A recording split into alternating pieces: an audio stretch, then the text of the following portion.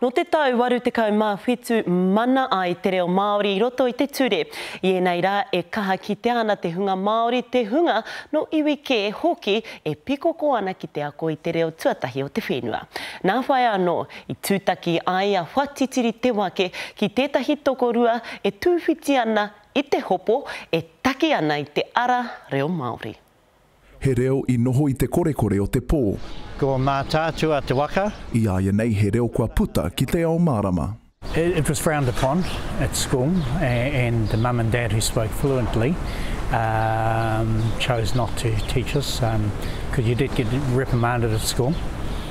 You got told off or scrapped. I tupu reo kore mai tēnei uri o ngai tūhoe a hei tāna ka toko ake te whakaaro I roto I aia ki te whai I te reo Māori, kia noho āhuru ai ia I roto I tōna ao Māori. Over the years, going to funerals, weddings, etc. on marae, various marae,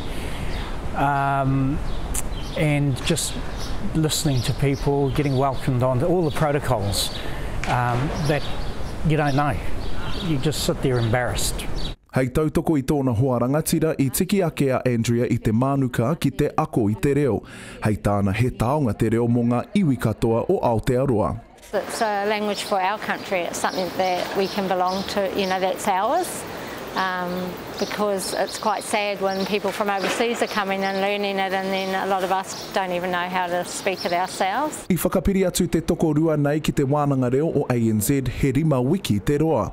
A hei tā mei nā te wairua ngāwari o tōna kaiako o Precious Clark I māma ai tāna kapo I te reo. I felt it was humbling, and it started right at the very beginning, which is what I needed.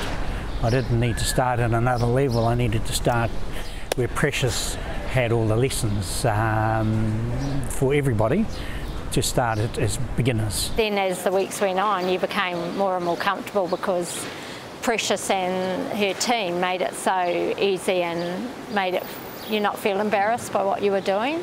Hei te tau e tū mai nei ka koke whakamua te tokorua nei ki taumata ke atu, kia haere tonu taraua ako I te reo Māori. Whatitiri te wake, te karere.